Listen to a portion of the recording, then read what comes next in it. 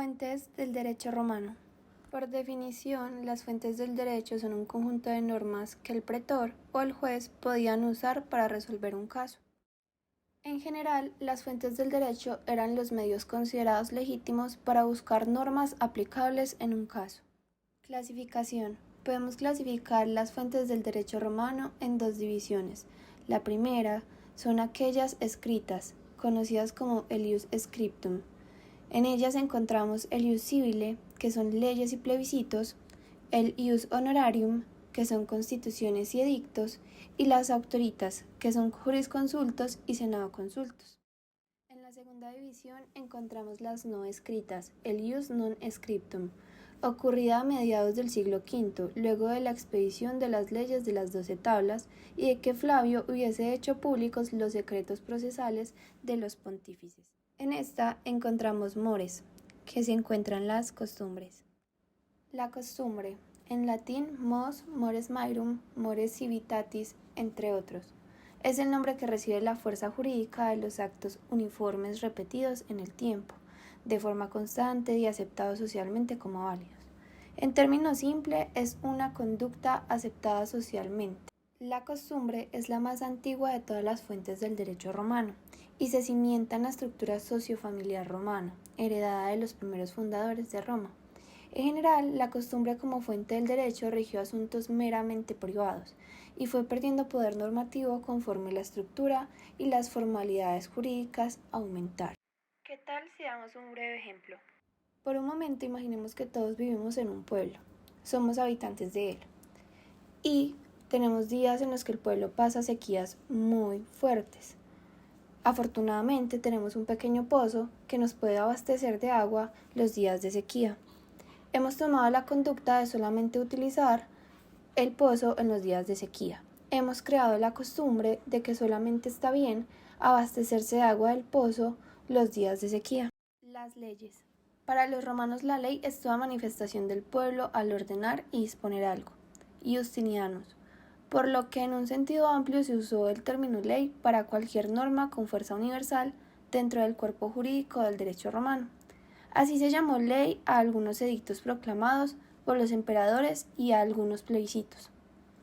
Aunque estrictamente ley era el nombre que recibían los actos proferidos por votación en los comicios romanos a propuesta de un magistrado con un procedimiento especial y con tiempos definidos de promulgación y discusión, en un sentido amplio la palabra lex refería a cualquier norma que tuviese una aplicación obligatoria y general a los habitantes, independientemente del órgano colegiado o magistrado que lo promulgara. El concepto de ley, del latín lex o legis, que podría ser traducido como ligar o escribir, es indudablemente uno de los principales aportes de la civilización romana. Los plebiscitos. El plebiscito es lo que la plebe ordena y dispone. Gallo. Como la anterior frase de Gallo nos indica, plebiscito es el nombre que reciben los actos jurídicos proferidos por la plebe en los comicios tribunados o en las asambleas de la plebe. Dichos actos a lo largo de la historia de Roma fueron adquiriendo fuerza legislativa conforme la sociedad romana se urbanizó y densificó. Al final de la época republicana, los términos plebiscito y ley se usan indistintamente entre sí, debido a que a lo largo de la promulgación de la Lex Hortensia, la cual estableció que las resoluciones de los plebeyos, plebiscitos, tendrían rango de ley no solo para ellos, sino para todo el pueblo romano, sin la aprobación previa del Senado. Perdería vigencia la auctoritas patrum, el cual lo poseían los senadores, los magistrados y los pretores principalmente, quienes a través de la moral y el derecho consuetudinario dictaban auctoritas patrum en la política romana antigua. El auctoritas patrum podía definirse entonces como un instrumento para mantener el equilibrio entre reglas dictadas por y para la sociedad, hechas ley con lo impuesto por la moral y buenas costumbres. Entonces, aclarando estas dos figuras, retomamos con que con la promulgación de la Lex Hortensia perdería vigencia el auctoritas patrum, quedando sin diferencia procedimental una y otra figura. Los edictos. Edicto es el nombre que recibían los pronunciamientos oficiales que hacían los magistrados romanos con relación a los asuntos de su competencia, permitiendo al público en general conocer tanto decisiones específicas de un magistrado como las normas o las condiciones en que debían allegarse a él los casos. La facultad que permitía la publicación de edictos se llamó ius edicendi y era exclusiva de las magistraturas, aunque solo dos tipos de estos edictos fueron jurídicamente relevantes, los del pretor y los del emperador, por ser ambos creadores del verdadero derecho. En general, la mayor fuente de los edictos del derecho romano provinieron de los pretores, o al menos fue así hasta el 131, cuando Adriano ordenó compilarlos todos en un solo texto. Esto debido a que cada año el pretor debía invocar las normas que tendría como referencia para sus juicios. Y es precisamente esta labor de publicidad del contenido de los edictos lo que dio como resultado el surgimiento del ius honorarium. Ya durante la época imperial romana son famosos los edictos publicados por el emperador y a nivel provincial los edictos por los gobernadores, presidentes que regían como los del mismo emperador. Las constituciones imperiales, del latín constitutio principis, hace referencia al cuerpo de normas que podían promulgar el emperador, entre las que se encontraban los edictos, mandatos, decretos y rescriptos.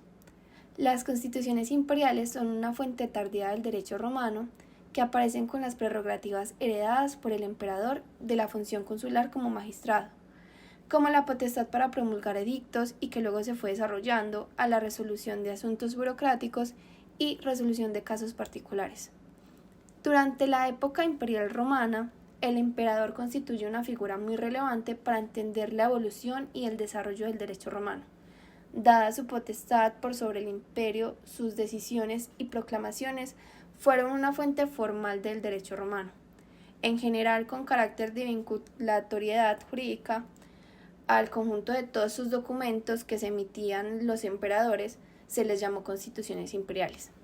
Las constituciones imperiales no eran un cuerpo uniforme de normas agrupadas en un solo documento, sino que eran las recopilaciones de otros tipos de documentos, a través de los cuales el emperador fijaba oficialmente su postura respecto a un tema, ya fuera un tema judicial, administrativo o meramente valorativo.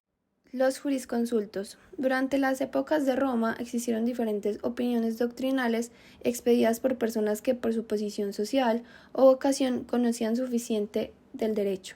A estas personas se les llamó jurisconsultos. La fuerza de las opiniones que daban estos jurisconsultos no vinculaban formalmente ni a los pretores ni a los jueces, quienes solo se servían de ellas por la misma autoridad que tuviera la persona y la verosimilitud que el veredicto tuviera para poder resolver el caso. Así, aunque no tuviera una vinculatoriedad formal, si el jurisconsulto provenía de una persona con suficiente prestigio, como ocurrió cuando el emperador les concedió a algunos jurisconsultos el auctoritas principis, se consideraba casi obligatorio que el juez o el magistrado fallara en este sentido. Pero sobre todo, cuando se empezaron a compilar sus decisiones para ser citadas una y otra vez, los mismos jurisconsultos en diferentes juicios serían casi obligatorios, a tal punto de que determinarían cuál regularse, qué jurisconsulto era válido y cuál no, mediante la ley de citas. Los senadoconsultos. Para el derecho romano, el senadoconsulto es el acto proferido por parte del Senado sobre cualquier materia en concreto. A lo largo de la historia romana, su vinculatoriedad jurídica varía, siendo de carácter meramente consultivo durante el periodo republicano, especialmente luego de la Lex Hortensia y luego de un carácter obligatorio durante el Imperio. El Senado fue una institución romana presente durante casi toda la duración de Roma, tanto en su etapa republicana como durante la consolidación del Imperio. Una de sus principales funciones fue asesorar a los magistrados y decidir en temas que se consideraran fuera de la competencia del magistrado. Si bien es una fuente formal del derecho romano, su vinculatoriedad jurídica fue variable a lo largo del tiempo. Espero les haya gustado y muchas gracias por su atención.